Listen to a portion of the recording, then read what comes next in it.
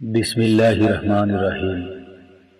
বাংলাদেশ ইসলামী ছাত্র শিবিরের লালমনিরহাট জেলার সাবেক সম্মানিত সভাপতি এবং বাংলাদেশ জামায়াতে ইসলামী কুড়িগ্রাম সদর উপজেলার সম্মানিত আমির মাওলানা মোহাম্মদ সিরাজুল ইসলাম হাজারো সমর্থক, কর্মী এবং দায়িত্বশীলদের কাঁদিয়ে চলে গেলেন না ফেরার দেশে।